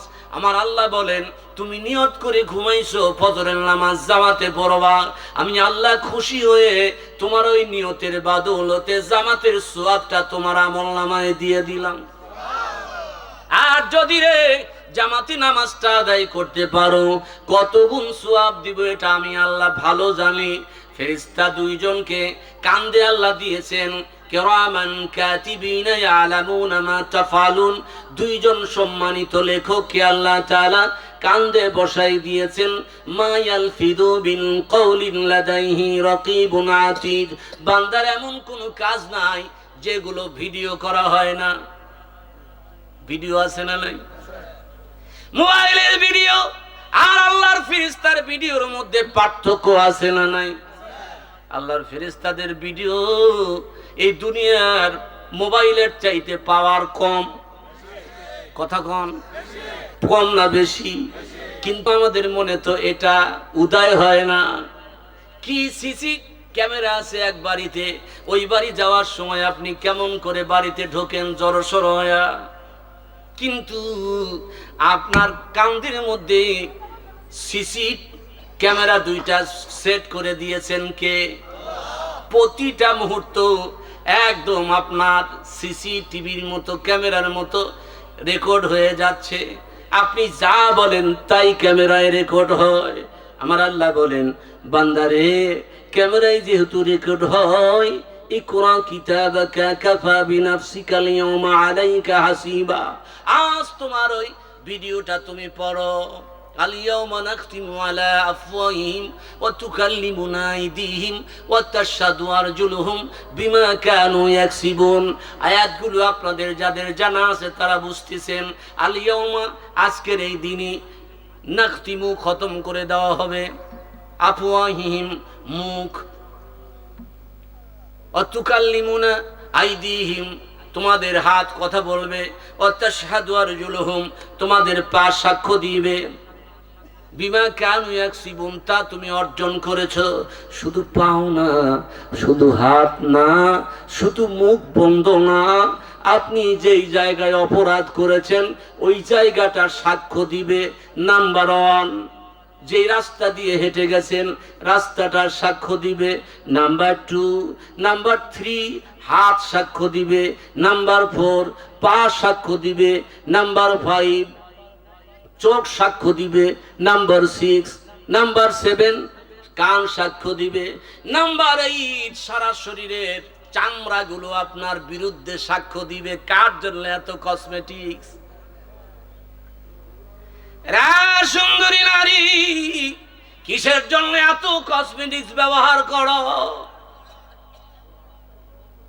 তুমি কি দেখো না ওই যে গাভীটা যখন দহন করে, তুমি কি দেখো না ওই খেজুর গাছটা যখন মাথা কাটে? এলাকায় কি খেজুরের রস হয়? আছে? মিষ্টি বেশি না কম? খেজুরের রস কিন্তু চুরিও করে বাটপারে। হ্যাঁ, মিষ্টি কম এলাকায়। সেই যশোর, আমি তো সারা দেশে আল্লাহ মানে নেয়, যশোর থেকে একটা গুড় দিছে, খেজুরের গুড়, ওরে টেস্ট। হুজুর এটা আমরা অনলাইনে 800 টাকা কেজি বেশি। আমি বলি এগুলো চুরি হয় না? হুজুর চুরি হয়, রস চুরি হয় বেশি না, ওই শয়তানগুলো চুরি করে। রাতে কাজ খায় না, ওকা খায়, তামক খায়, বিড়ি খায়, মোবাইল সারা রাত চালায়। চেহারাগুলি দেখছেন যারা মোবাইল চালায় সারা রাত, হ্যাঁ, পাশা শুকায়া, গাল বসিয়া, চোখ দুইটা ভিতরে ঢুকে গেছে। সেদিন নওগাঁ ওয়াজে গেছি, এক লোক এসে 2টা ছেলে নিয়ে 2 মোবাইল নিয়ে আসছে। তো হুজুর এই 2টা ছেলের জন্য দোয়া করেন, এই স্বাস্থ্য হয় না। আমি বললাম স্বাস্থ্য হয় না মানে? হুজুর দেখেন না। আমি বলছি আপনি কি ধনী মানুষ নাকি? কয় নওগাঁতে আমার 2টা ভবন আছে, 6 তলা বিল্ডিং, ভাড়া দিই, ভাড়া পাই অনেকগুলো টাকা। তাই আমি বললাম যে ছেলেপেলের অবস্থা কেন, খাদ্য খাবার দেন না? কয় হুজুর খাবারের মধ্যে ডুবাই রাখি, স্বাস্থ্য হয় না। আমি হাতে দেখি মোবাইল অ্যান্ড্রয়েড। বয়স কত? একজনের বয়স 14 আর একজনের বয়স 15। তা আমি বললাম এই 2 জনকে আমার মতো হুজুর যদি সারা বাংলাদেশে যত আছে সব নিয়ে আসা চতুর্পাশে বাইধ্যা রাখেন আর দোয়া দিয়ে ভরপুর করে দেন, কিয়ামত পর্যন্ত দোয়া করলেও এদের স্বাস্থ্য ভালো হবে না, যতদিন না পর্যন্ত এই মোবাইল হাত থেকে না সরান। এলাকায় বলে যায় 18 বছরের আগে কোন সন্তান যদি মোবাইল, অ্যান্ড্রয়েড মোবাইল ব্যবহার করে, তাহলে তার এই চোখ দিয়া মোবাইলের রেডিয়েশন ঢুকে ব্রেনের নিউরনে ঢুকে এই ব্রেনের সার্কুলেশনটা নষ্ট করে দিবে এবং চোখের জ্যোতি নষ্ট করবে, সেক্সুয়াল পাওয়ার ড্যামেজ করে দিবে, শারীরিক অবক্ষয় ঘটবে এবং তার চারিত্রিক অবক্ষয় ঘটবে। ঘটতেছে না ঘটে না? কথাটা ঠিক বলছি না ভুল বলছি? আমি বলবো যাদের ছেলে মেয়েরা বয়স 18-র নিচে কখনো মোবাইল দিবেন না। ছেলে ভাত খায় না, মেয়ে ভাত খায় না, মোবাইল দেয়, খাও খাও খাও খাও খাও খাও। কেন? এই মোবাইল যখন দেখতেছে, খাচ্ছে, মোবাইলের মধ্যে তার যে মানসিক প্রবৃত্তি ওই খাবারের মধ্যে নাই, যার জন্য খাবার খেয়ে তার স্বাস্থ্যটা ভালো হয় না। আগের ছেলে মেয়ে কি লাদুস লুদুস ছিল, কোলে নেওয়া যায় নাই, কি ভাত। আর এখানকার ছেলেমেয়েরা দেখলো শুয়ে পড়েছে, গোয়া সুটকা, মাথার মধ্যে বুদ্ধি নাই, আগে চুল শুকায়, চুল পড়ে যাচ্ছে, চোখের মধ্যে জ্যোতি নাই। কেন?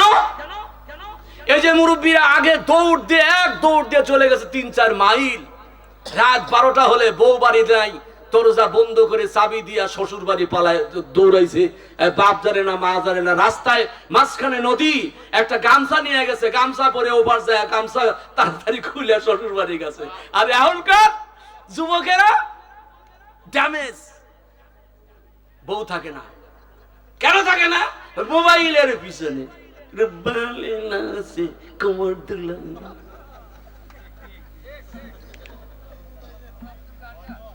এগুলো দরকার।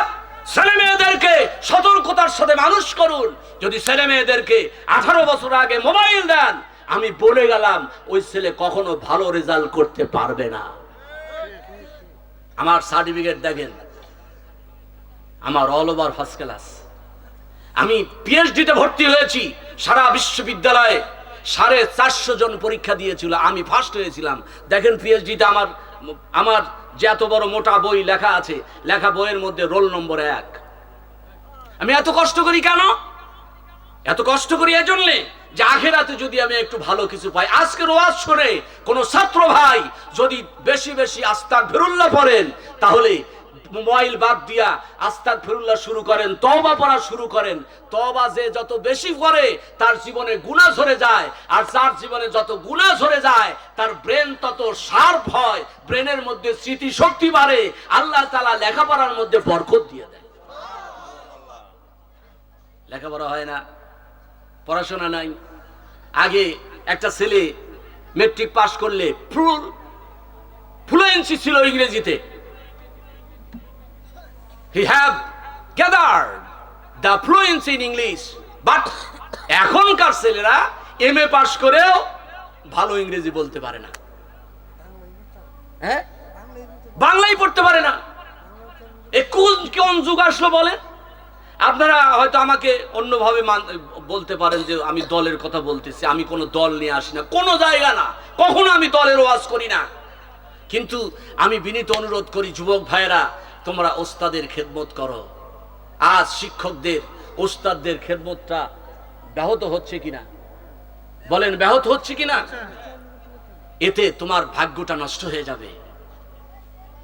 কেমন নষ্ট হবে? কোনদিন তুমি শান্তি পাবা না। কোন ওস্তাদ যদি তোমাকে বদদুয়া দেয়, তোমার জীবনটা কখনো ভালো হবে না।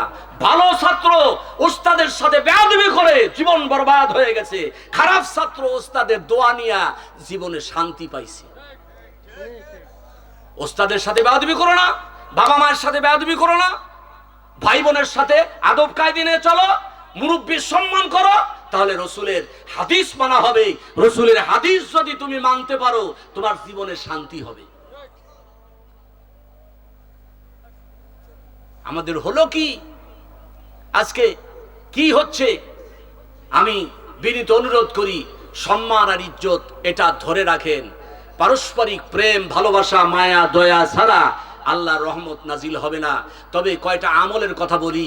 আমি প্রতি রাত্রি 3টায় উঠি। গত রাত্রিতে একটু লেট হয়েছে, ওয়াজ করে এসে চিন্তা করলাম একটু শুই। শোয়ার পরে মোবাইলে অ্যালার্ম দিছি 3:30টায়, 3:30টায় উঠছি। ওঠার পরে প্রথমে যে কাজটা করবেন, ঘুম থেকে উঠেই দোয়া পড়বেন, আলহামদুলিল্লাহিল্লাযী আহিয়ানা বা'দা মা আমাতানা ওয়া ইলাইহিন নুশুর। এটা পড়েছেন আমার দয়াল নবী, এটা রাসূলের সুন্নাত। আর যদি পারেন পড়েন লা ইলাহা ইল্লাল্লাহু ওয়াহদাহু লা শারীকা লাহু লাহুল মুলক ওয়া লাহুল হামদ ওয়া হুয়া আলা কুল্লি শাইইন কাদির সুবহানাল্লাহি ওয়া বিহামদিহি সুবহানাল্লাহিল আযীম লা ইলাহা ইল্লাল্লাহু ওয়াহদাহু লা শারীকা লাহু হুয়াল হাইয়ুল কাইয়্যুম লা হাওলা ওয়া লা কুওয়াতা ইল্লা বিল্লাহ। পড়ুন। রাসূল বলেছেন এই কয়টা আমল, আপনার ওযু নাই, ঘুম থেকে উঠে এটা পড়লেন, পড়ার সঙ্গে সঙ্গে আল্লাহ বলেন তোমার জীবনের গুনাহ মাফ। এরপরে কি করবেন? আপনি ওযু করলেন, ওযু করে প্রথমে 100 বার দরুদ শরীফ পড়লেন। কতবার? 100 বার।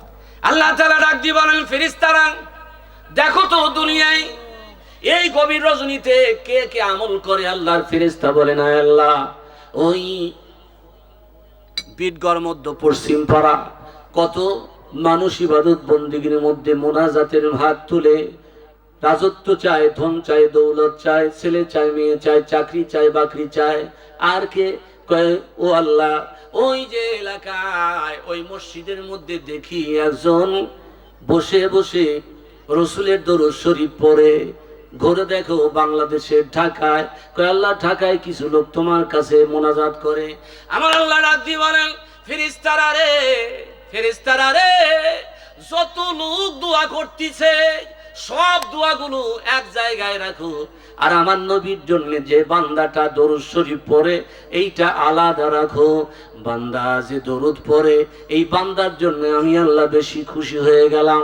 যারে ফেরেশতারা যা এই যে বান্দাগুলো যত যা কিছু চাইলো আর আমার বান্দা না চায় আমার নবীর উপরে দরুদ শরীফ পড়লো, এতগুলো মানুষ যা চাইলো রে ফেরেশতারা ওই চাওয়া জিনিসগুলো যেই বান্দা দরুদ শরীফ পড়লো আমি আল্লাহ রব্বুল আলামিন আমার বন্ধুর দরুদ শরীফ পড়ার বদৌলতে আমি আল্লাহ খুশি হইয়া আমার ওই বান্দার জন্য রিজার্ভ করে দিলাম।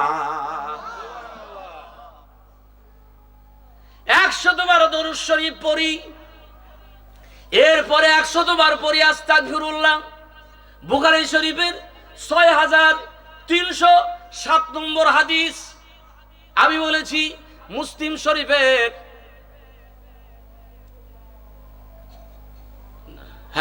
মুসলিম শরীফের 6852 নম্বর হাদিস।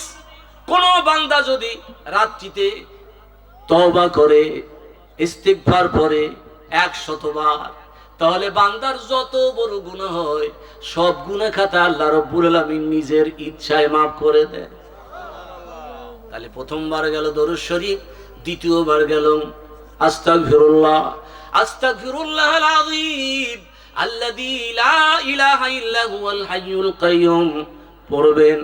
যদি না পারেন পড়েন আস্তাগফিরুল্লাহাল্লাযী লা ইলাহা ইল্লা হুয়াল হাইয়ুল কাইয়্যুম পড়েন। এটাও যদি না পারেন পড়েন আস্তাগফিরুল্লাহ রাব্বী মিন কুল্লি যামবি ওয়া আতুবু ইলাইহি 100 বার পড়েন। তাও পারেন না তাহলে কি পড়বো? তাহলে পড়েন আস্তাগফিরুল্লাহাল আযীম। আস্তাগফিরুল্লাহাল আযীম পড়েন না কেন? আস্তাগফিরুল্লাহাল আযীম। হুজুর এটাও পারবো না, তাহলে শুধু পড়েন আস্তাগফিরুল্লাহ আস্তাগফিরুল্লাহ 100 বার পড়েন। হযরত লুকমান হাকিম বলেন রে সন্তান তুমি আল্লাহরে শুধু বলো ইগফিরলি আল্লাহুম্মা ইগফিরলি আল্লাহুম্মা ইগফিরলি। সব সময় এই দোয়া পড়ো, অর্থ হলো আল্লাহ আপনি আমারে মাফ করে দেন। তুমি যদি এটা পড়ো বান্দাকে একদিন 2 দিন 3 দিন মাঝে মধ্যেই আপনারা কিন্তু শুনেছেন ইমাম সাহেব বলেছেন শুক্রবারে আল্লাহ তাআলা একটা সময় আছে দোয়া কবুল করেন, আর ওই সময় যদি আপনি পড়ছেন আল্লাহুম্মা ইগফিরলি আল্লাহ আপনি গুনাহ মাফ করে দেন, সঙ্গে সঙ্গে যদি আল্লাহ মাফ করে দেন তাকদীরটা খুলে গেল। 100 বার পড়েন। এরপরে সম্পদের মালিক হবেন, এই জন্য পড়েন ইয়াদাল জালালি ওয়াল ইকরাম ইয়াদাল জালালি ওয়াল ইকরাম 100 বার পড়েন। দুনিয়ার কোন বিপদ মুসিবত থেকে উদ্ধার হতে চান পড়েন লা হাওলা ওয়ালা কুওয়াতা ইল্লা বিল্লাহ লা হাওলা ওয়ালা কুওয়াতা ইল্লা বিল্লাহ 100 বার পড়েন। 100 বার পড়লাম, এইবার যত রকমের আসমানি বালা, জমিনি বালা, ভূতের বালা, দেওয়ের বালা, যত রকম বালা থেকে উদ্ধার হওয়ার জন্য আপনি পড়া শুরু করেন লা ইলাহা ইল্লা আনতা সুবহানাকা ইন্নী কুনতু মিনাজ জালিমিন। আল্লাহ বলেন তোমার যত বিপদ ডানে বামে সামনে পিছনে জমিনে আসমানে সব বিপদ আমি আল্লাহ কুদরতের হাত দিয়ে হটাই দিলাম। সুবহানাল্লাহ। তাহলে প্রথম নম্বর দরুদ শরীফ মনে করে নিয়ে যান, দ্বিতীয় নম্বর আস্তাগফিরুল্লাহ, তৃতীয় নম্বর ইয়াদাল জালালি ওয়াল ইকরাম, চতুর্থ নম্বর লা হাওলা ওয়ালা কুওয়াতা ইল্লা বিল্লাহ 100 বার করে, পঞ্চম বার লা ইলাহা ইল্লা আনতা সুবহানাকা ইন্নী কুনতু মিনাজ জালিমিন পড়েন। ষষ্ঠ নম্বর সুবহানাল্লাহি ওয়ালহামদুলিল্লাহি ওয়া লা ইলাহা ইল্লাল্লাহু আল্লাহু আকবার। এটা 100 বার পড়েন, তাহলে আপনার জমিন থেকে আসমান পর্যন্ত ফাঁকা জায়গাগুলো সওয়াব দিয়ে পরিপূর্ণ হয়ে যায়। আর কি আমল চান? সহজ আমল, তাও একটু ঘুম বাদ দিয়ে দেন।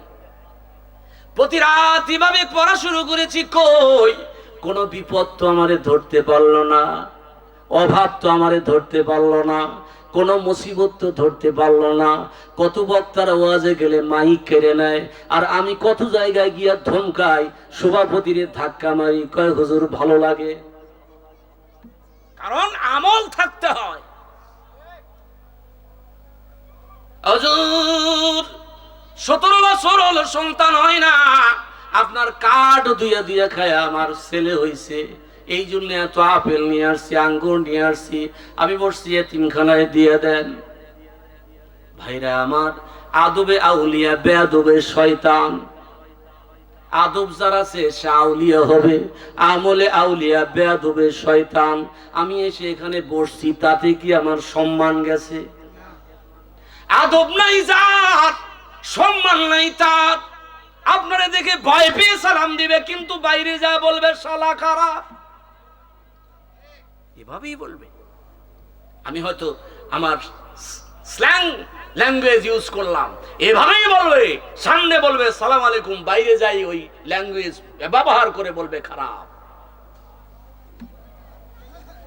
আর নরম দিল আল্লাহর নবী আমার নরম দিলের মানুষ, রসুলের দিলটা নরম, আর আমাদের দিলটা গরম, আমাদের দিলটা পাথরের চাইতেও শক্ত। আল্লাহ বলেন সুম্মা কাসাতু কুলুবুকুম মিন বাদি যালিকা ফাহিয়া কাল হিজারাতি আও আশাদ্দু কসওয়া ওয়া ইন্না মিনাল হিজারাতি লামা ইয়াতাফাজ্জারু মিনহুল আনহার।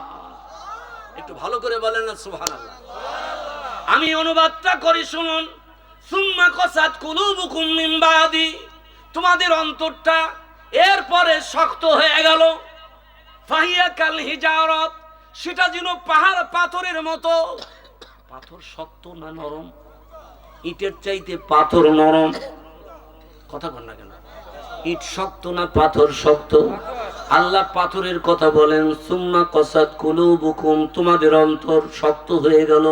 মিন বাদি যালিকা ফাহিয়া কাল হিজারাত, পাথরের চাইতে তোমার অন্তরটা শক্ত, তোমার দিল নরম হয় না। ওয়া ইন্না মিনাল হিজারাতি লামা ইয়াতাফাজ্জারু মিনহুল আনহার, পাথরের দিকে তাকাই, দেখো এই পাথরটা কেমন নরম। সুনামগঞ্জে গেছিলাম 29 তারিখে সুনামগঞ্জ ওয়াজে গেছিলাম, সিলেট থেকে আরো 75 কিলো পশ্চিম দিকে। ওই সুনামগঞ্জে যাওয়ার পরে বলল হুজুর হাবিবুর রহমান যুক্তিবাদী আসছিল, ওই সময় আমার বাড়িতে আমি খাওয়াইছি, আর আপনার ওয়াজ আমি ইউটিউবে শুনে আপনার ভক্ত হয়েছি, আমি আপনাকে দাওয়াত দিয়েছি। আমার নিজের হাতে আমার এই নদীর ঘের থেকে মাছ আমি নিজে তুলেছি, সেই মাছ আমি আপনাকে খাওয়াবো। তাই মনে করছি যে নদীর মাছ আর কি, কিন্তু বিশ্বাস করেন আমার জীবনে বোধহয় এত স্বাদওয়ালা মাছ খাইনি। বলে হুজুর 50 লক্ষ টাকা দিয়ে আমি ইজারা নিছি, 2 কোটি টাকার মাছ বেচছি, লাভ হয়েছে কত? আরো 50 লক্ষ টাকার বেশি মাছ আমার এই ঘেরে আছে। বিশ্বাস করুন, বোয়াল মাছ, চিতল মাছ, রুই মাছ, আমি কই যে মাছ খাচ্ছে তো ভাতই তো খাওয়া যাবে না। কয় কিটা মাতেন, ভাত খাইন না আপনি? ওদের ভাষা তো আমি সব বুঝি না, সিলেটের ভাষা অর্ধেক বুঝি, চট্টগ্রামও অর্ধেক বুঝি, আপনাদের ভাষা আমি কিন্তু বুঝি। ভাইরা আমার, আমি বললাম যেটা কোন নদীর মাছ? বলল যে এই নদীটা ওই ইন্ডিয়া থেকে পানি এসে এই নদী দিয়ে চলে গেছে, সেই ঘেরের মাছ। আমি বললাম ইন্ডিয়ায় পানি আসে কোত্থেকে? কয় ইন্ডিয়ায় পানি আসে পাহাড় থেকে। তখনই আয়াতটা আমি ওখানে তেলাওয়াত করেছিলাম। এক লোক কাঁদলেন আর বললেন, হুজুর আমার অন্তরও তো পাথরের মতো। আজ আপনার ওয়াজটা শুনে আমি একটু বিনম্র হতে চাই। সুম্মা কসাত কুলুবুকুম মিন বাদি ফাহিয়া কাল হিজারাতি আও আশাদ্দু কসওয়া। তোমার অন্তরটা পাথরের চাইতেও কি শক্ত হয়ে গেল? সেই পাথর কোথায়? পাহাড়। ওয়া ইন্না মিনাল হিজারাতি লামা ইয়াতাফাজ্জারু মিনহুল আনহার। ওই পাথর ফেটে পানি বের হয়ে সেটা নদী ঝর্ণা হয়ে প্রবাহমান হলো। ওয়া ইন্না মিনহা লামা ইয়াহবিতু মিন খশিয়াতিল্লাহ। কিছু পাথর আছে ভয়ে পাহাড় থেকে গড়ে গড়ে পড়ে। ওয়া ইন্না মিনহা লামা ইয়াশাক্কাকু ফায়াখরুজু মিনহুল মা। কিছু পাথর আছে আল্লাহর ভয়ে ফেটে যায়, সেখান থেকে পানি বের হয়। আর তুমি তোমার অন্তরটা একটু নরম হলো না, খালি উজান বাও।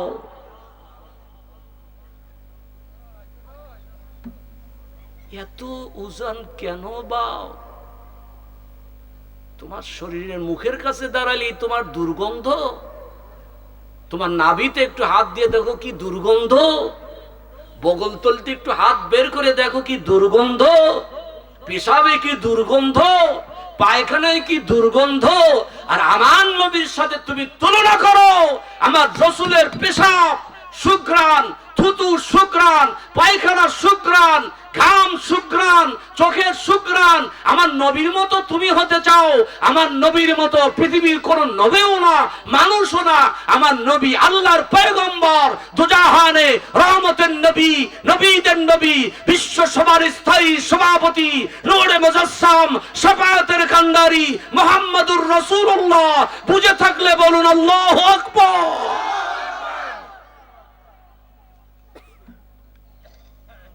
ও মদিনার মাটি রে, সকল সুখ বুঝি তোর কপালে।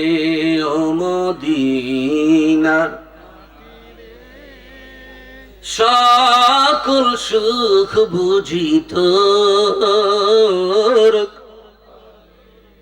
ও মদিনারে তোর বুকে আমার নবী, যার লাগি পাগল সবই, তার তরে হইল সৃষ্টি ত্রিভুবন। কান্দি আমি সারাক্ষণে, কখন যাব সেখানে। কান্দি আমি কখন যাব সেখানে। সহিনা সহিনায় আমার পরাণে। ও মদিনার মাটি রে, সকল সুখ বুঝি তোর কপাল। ও মদিনারে পাখি যদি হইতাম আমি, উড়ে উড়ে যাইতাম আমি। থাকতো না মনের যত যাতনা, দেহে নাই পাখায় আমার, সাথে নাই টাকায় আমার। বলুন, দেহে নাই পাখারে, সাথে নাই টাকারে। কেমনে কেমনে যাব সেখানে। ও মদিনার মাটি রে, সকল সুখ বুঝি তোর কপালে। ও মদিনারে তোর বুকে গেলে আমি, কত সুখী হইতাম জানি। তোরে আমি বুঝাইব কেমনে। মক্কা মদিনায় মন যেতে চায় কি চায় না? কার কার চায় বলুন আল্লাহু আকবার। হাতটা এভাবে করে একটু ডাক দিয়ে বলেন, ও মদিনারে তোর বুকে গেলে আমি, কত সুখী হতাম জানি। মারহাবা বলেন, হাত নামে বলেন মারহাবা। নারায়ে তাকবীর, লিল্লাহে তাকবীর, নারায়ে রিসালাত, মারহাবা। হুজুর কেমন আছেন? হুজুর চলে আসছেন, বড় আমার প্রিয় এবং অত্যন্ত বুজুর্গ মানুষ, very learned, so I am very happy to see him. Thank you very much. No more tonight. আমি আপনাদের কাছে দোয়া আছে, আল্লাহর একজন খাস মেহমান, আপনার দোয়া চাই। বিশেষ করে আমি ওনার আলোচনা শুনেছি, অত্যন্ত জ্ঞানগর্ভ আলোচনা করেন। আল্লাহর মেহরবানি থাকলে আপনাদের সাথে আবার দেখা হবে, কথা হবে। ওমা আলাইনা ইল্লাল বালাগ। আসসালামু আলাইকুম ওয়া রাহমাতুল্লাহি ওয়া বারাকাতুহু। মাফ করে দিন। ধন্যবাদ হযরত মাওলানা ডক্টর মোমিন সিরাজকে খুব মূল্যবান বয়ান পেশ করার জন্য। এখন আমাদের মাঝে উপস্থিত হয়েছেন আজকের যিনি